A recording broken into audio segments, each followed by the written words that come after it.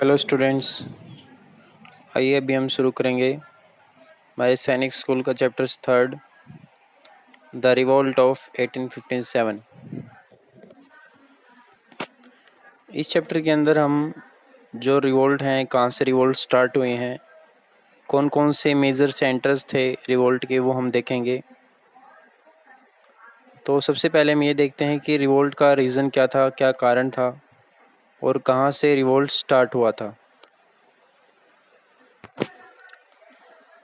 The revolt of 1857 consists of the series of revolts that took place in different parts of our country. तो 1857 का जो विद्रोह है वो भारत देश में कई जगहों से स्टार्ट हुआ। ये एक सीरीज थी, एक श्रृंखला थी, मतलब अलग अलग जगहों पे विद्रोह उठ रहा था।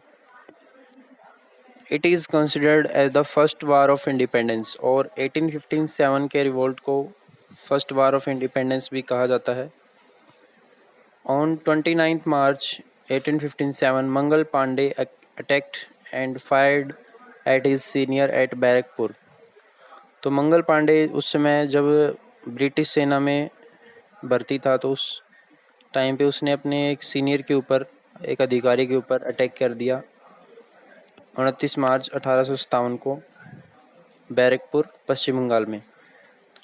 और उसके बाद 10 मई सेपोइस, मतलब जो 1857 का जो विद्रोह है उसको सेपोई म्यूटिनी बोला जाता है। सिपाहियों का जो विद्रोह है सेपोई म्यूटिनी कहा जाता है। तो पश्चिम बंगाल बैरकपुर से में स्टार्ट हुआ ये, और मेरठ में 10 मई से स्टार्ट हुआ। उस समय वहाँ पे जो सेपोई थी, वहाँ पे जो सैनिक तैनात थे अंग्रेज़ों के, जो भारतीय सैनिक थे उसके अंदर, उन्होंने विद्रोह कर दिया और वहाँ से नारा दिया, दिल्ली चलो। और जब वो दिल्ली पहुँचे तो उन्होंने जो बहादुर शाह जफ़र, जो आखिरी मुग़ल एम्परर था, उसको अपना नेतृत्व करने के लिए चुना, लीडर चुना उसको एज ए रिवोल्ट को। अब आगे देखिए कारण क्या थे, कॉजेज़ क्या हैं। There are many social, economic, political, religious factors which were responsible for the outbreak of this revolt.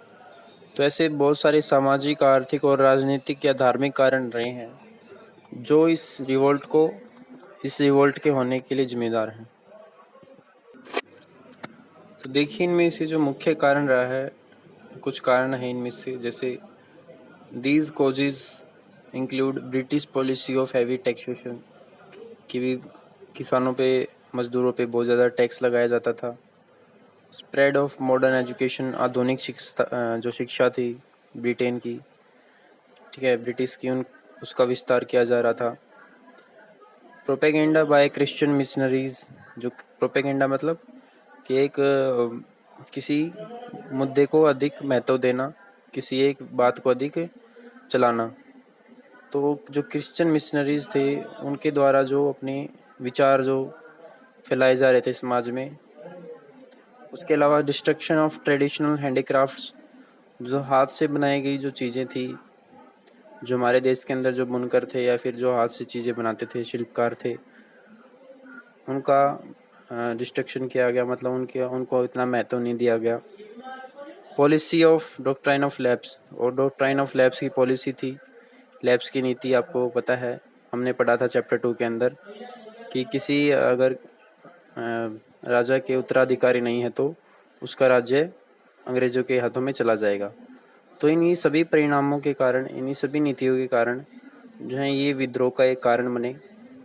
उसके अलावा जो मुख्य कारण क्या था सबसे ज़्यादा, वो हम आगे देखते हैं।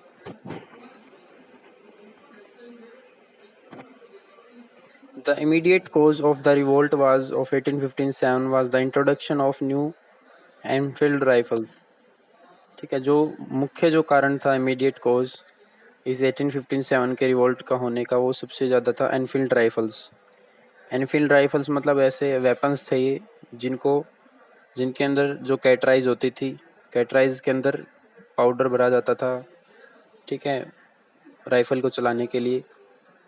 तो जब भी सैनिक जो थे, भारतीय सैनिक या मुस्लिम सैनिक जो अंग्रेज़ों की सेना में जो थे, तो उस कैटराइज को खोलने के लिए अपने मुंह का इस्तेमाल करते, अपने दांतों से जब भी वो कैटराइज को खोलते, ठीक है, थोड़ा मुश्किल होता था उसको खोलना। तो जो उनका उनका ये मानना था कि जो कैटराइज है उसमें जो ग्रीस यूज़ किया गया है वो पोर्क फैट से बना हुआ है, मतलब कि सूअर की जो चर्बी होती है, ठीक है, बीफ बीफ क्या होता है, जो गाय का मांस होता है, तो उन सभी चीज़ों से जो ग्रीस है वो बना हुआ है। और अपने मुंह से वो कैटराइज खोल रहे हैं पाउडर भरने के लिए। तो इससे जो हिंदूज़ और मुस्लिम्स की जो रिलीजियस फेथ थे, जो उनके धार्मिक विश्वास थे, उससे उनको बहुत ज़्यादा ठेस पहुंची। ठीक है, ये कि ये जो सूअर और जो बीफ है, ठीक है, जो गाय का जो मांस है, चर्बी है, वो लगा रहे हैं कैटराइज के अंदर, तो ये गलत है। तो यही मुख्य कारण था 1857 के रिवोल्ट के होने का। देखिए, कुछ इम्पोर्टेंट रिवोल्ट्स की लिस्ट है हमारे पास, इनको हम पढ़ते हैं और इनको आप ज़रूर याद कीजिएगा, नोट भी कर लीजिए, बहुत ज़्यादा इम्पोर्टेंट है ये। तो सबसे पहला जो है, दिल्ली से नेतृत्व किया था बहादुर शाह जफ़र ने, ठीक है, 11 मई 1857 को।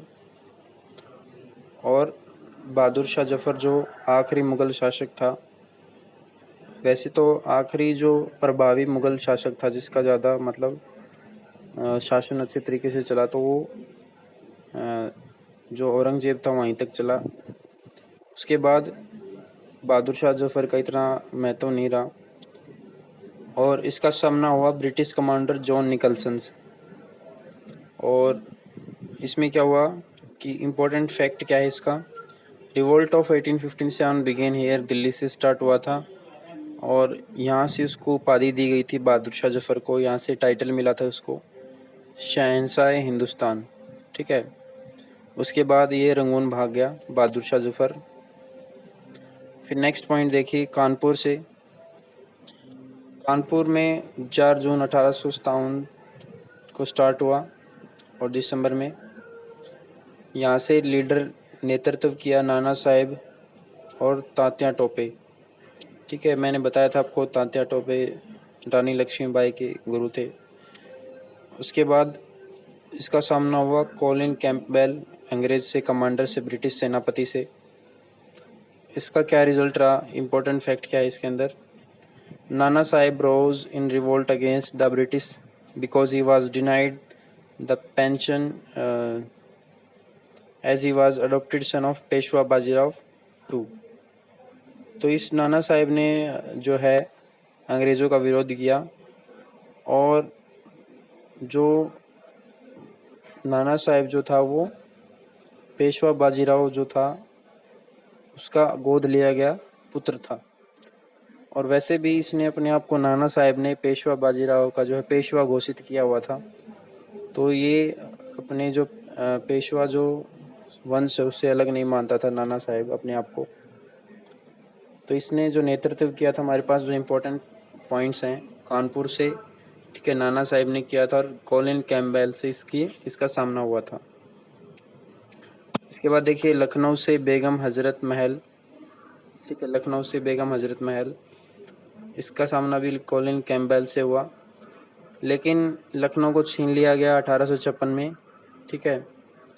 किस लिए छीन लिया गया, और the charges of mall administration, कि भी माल एडमिनिस्ट्रेशन का मतलब ये है कि जो बेगम हजरत महल है अपना प्रशासन चलाने में इतनी ज़्यादा कुशल नहीं थी, ठीक है, इतनी ज़्यादा योग्य नहीं मानी गई, तो इसलिए इनका जो स्टेट था या फिर जो इनकी टेरिटरी थी वो छीन ली गई, लखनऊ को इनको छीन लिया गया। उसके बाद हम देखते हैं झांसी से रानी लक्ष्मीबाई ने नेतृत्व किया और इसका सामना हुआ, रानी लक्ष्मीबाई का सामना हुआ था हीरोज ब्रिटिश कमांडर, ब्रिटिश सेनापति से। Jhansi was annexed by British owing to the policy of doctrine of lapse. और जैसा कि पता है डॉक्ट्राइन ऑफ लैप्स की नीति से कि भाई झांसी का कोई उत्तराधिकारी नहीं था, ठीक है, रानी लक्ष्मीबाई का कोई बेटा नहीं था, तो इसलिए झांसी को छीन लिया गया, अंग्रेज़ों ने छीन लिया झांसी को। उसके बाद देखिए इलाहाबाद से नेतृत्व किया लियाकत अली, ठीक है, लियाकत अली का जो सामना हुआ कर्नल नील से। इसमें क्या हुआ, इम्पोर्टेंट फैक्ट क्या है, during the mutiny Liaqat Ali declared Allahabad as independent region but soon lost to British. तो म्यूटिनी जब हुई, जब सेपोई म्यूटिनी स्टार्ट हुई थी, तो उस समय पर लियाकत अली ने इलाहाबाद को एक इंडिपेंडेंट टेरिटरी घोषित कर दिया था, लेकिन बाद में अंग्रेजों के हाथों चला गया था। फिर देखिए नेक्स्ट, जगदीशपुर। जगदीशपुर से जो लीडर थे वो थे कंवर सिंह और अमर सिंह। इनका सामना हुआ था विलियम टेलर और विंसेंट आयर। ये टेबल आपको याद करनी है पूरी। इसमें इंपॉर्टेंट फैक्ट क्या है, कुंवर सिंह वाज द जमींदार ऑफ अराह। अराह जगह है, प्लेस है बिहार के अंदर, तो वहाँ के जमींदार थे Kunwar Singh. Where he commanded the group of soldiers, जहाँ पे उन्होंने नेतृत्व किया था अपने गांव के सैनिकों का। फिर बरेली से खान बहादुर खान ने नेतृत्व किया। कॉलिन कैंपबेल से इसका सामना हुआ और बहादुर खान ने अपने आप को नवाब घोषित कर दिया और वहाँ से नेतृत्व किया इस रिवोल्ट का, इस विद्रोह का। British policies after the revolt of 1857। देखिए, जो 1857 का जो विद्रोह है उसको अंग्रेज दबाने में कामयाब रहे। उसके बहुत सारे कारण हैं, वो कामयाब क्यों पाए। सबसे पहले तो हमारी जो लीडरशिप है दिल्ली की, ठीक है, वो ये माना जाता है कि सही लीडर के हाथ में नहीं थी। बहादुर शाह जफर जो था उस टाइम पर बहुत ज़्यादा कमज़ोर हो चुका था और मुग़ल सत्ता भी जा चुकी थी। तो अगर केंद्र में ही, अगर शुरुआत से ही वहाँ से कमज़ोर हो जाए, लीडरशिप कमज़ोर हो जाए, तो आगे भी जो है मूवमेंट, जो आंदोलन था वो कमज़ोर होता गया। उसके बाद ब्रिटिश पॉलिसीज़, जब रिवोल्ट ख़त्म हुआ तो अंग्रेज़ों ने अपनी नीतियों में बदलाव किया। तो वो बदलाव क्या थे, ये हम एक एक करके देखेंगे। वो बदलाव इसलिए किए गए क्योंकि जो रिवोल्ट था 1857 का, जिसको फर्स्ट वार ऑफ इंडिपेंडेंस भी बोला जाता है, तो उन्होंने ये पॉलिसीज़ इसलिए लेके आए ताकि भविष्य में कैसे कोई ऐसा रिवोल्ट ना हो सके। तो ऐसे रिवोल्ट्स को रोकने के लिए अंग्रेज़ों ने देखिए कौन कौन सी नीतियाँ अपनाई थी। सबसे पहला जो था वो चेंज इन एडमिनिस्ट्रेशन, ठीक है, जो उनका प्रशासन है उसमें बदलाव किया उन्होंने। By the act of parliament of 1858 the power to govern in India was transferred from East India company to the British crown. अब इस कानून के द्वारा, मतलब जो एक्ट 1858 का जो एक्ट था, पार्लियामेंट का एक्ट, उस कानून के तहत अब भारत का जो शासन है वो सीधे सीधे ब्रिटिश क्राउन से, जो मतलब जो ब्रिटिश की राजगद्दी पे जो राजा या जो रानी बैठी होगी उसके हाथों में होगा, ना कि जो ईस्ट इंडिया कंपनी है वो चलाएगी भारत को। आगे देखिए, provincial administration. Provincial decentralisation began during this time. Lord Mayo separated the central and provincial finances. Provincial administration का मतलब है प्रांतीय, जो मतलब जो ऐसे राज्य जो थे या फिर ऐसे राजा जो 1857 के विद्रोह के बाद भी अंग्रेज़ों के साथ जो है उनका इतना विद्रोह नहीं रहा अंग्रेज़ों के सामने, तो अंग्रेज़ों ने उनसे उनकी टेरिटरी को नहीं छीना और ना ही उनके ऊपर अपना अधिकार जताया। तो इसलिए उन्होंने सेंट्रल और प्रोविंशियल, मतलब जो केंद्रीय जो शासन व्यवस्था थी और जो प्रांतीय जो शासन व्यवस्था थी, जो फाइनेंसेस थे, वित्तीय जो सहायताएं थी, उनको अलग अलग कर दिया था। ठीक है, लॉर्ड मायो जो गवर्नर जनरल था उसने। तो दूसरा पॉइंट ये है। थर्ड पॉइंट देखिए, local bodies financial difficulties led to the government to further decentralise administration by promoting local government through municipalities and district boards. तो इसके बाद फाइनेंशियल डिफ़िकल्टीज़ को और कम करने के लिए टेरिटरीज़ को और ज़्यादा डिवाइड किया गया, फिर उसको ज़्यादा और डिसेंट्रलाइज किया गया। ठीक है, मतलब जो टेरिटरीज़ थी या फिर जो प्रोविंस थे उनको और ज़्यादा डिवाइड किया गया और म्यूनिसिपैलिटीज़ और डिस्ट्रिक्ट्स बनाए गए। ठीक है, जैसे एक कस्बे की म्यूनिसिपैलिटी होती है, टाउन की होती है, वैसे ही और ज़िले बनाए गए। फोर्थ पॉइंट देखिए, उन्होंने आर्मी में, ब्रिटिश ईस्ट इंडिया कंपनी ने आर्मी में बहुत ज़्यादा बदलाव किए। तो बदलाव ये थे कि सबसे पहले जो यूरोपियन सोल्जर्स थे या जो यूरोप से जो अधिकारी थे उनकी रैंक हायर थी, और एक ये भी था कि जो उनको हायर पोजीशन दी गई, और जो एक सेक्शन था जैसे दूसरे समुदाय के लोग थे, पंजाबी, गुरखास या पठान्स, उनको भी आर्मी में शामिल किया गया। उसके बाद अंग्रेज़ों ने हिंदू और मुस्लिम के बीच में जो है एक डिवाइड एंड रूल की पॉलिसी स्टार्ट की, जिससे कि भविष्य में वो सेपोई म्यूटिनी स्टार्ट ना कर पाए और आपस में ही लड़ते रहें। तो इस तरीके की उन्होंने काम किए। इसके अलावा एक पॉइंट और है इसमें कि जो नंबर ऑफ़ यूरोपियन सोल्जर्स हैं उनकी संख्या बढ़ाई गई। ठीक है, यूरोपियन सैनिकों की संख्या बढ़ाई गई और जो भारतीय सैनिक हैं उनकी संख्या कम की गई, उनका प्रोपोर्शन कम किया गया, ताकि भविष्य में कोई ऐसा सेपोई म्यूटिनी रिवोल्ट ना हो सके। लास्ट पॉइंट देखिए इसका, public service. Indians were excluded from the bureaucracy. ठीक है, भारतीय को, इंडियंस को ब्यूरोक्रेसी से, ब्यूरोक्रेसी क्या होता है कि जो ऑफिशियल्स होते हैं गवर्नमेंट के, तो वहाँ से उनको निकाल दिया गया, और जो मैक्सिमम एज थी सिविल सर्विसेज के लिए जो एग्ज़ाम होते हैं, तो उसकी जो एज थी वो घटा करके 23 से 19 कर दी गई।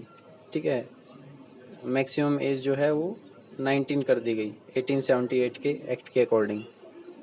तो ये थी पॉलिसीज़ और जो एडमिनिस्ट्रेशन या फिर जो रिवोल्ट का जो रिज़ल्ट रहा 1857 का, जो फर्स्ट वार ऑफ इंडिपेंडेंस है।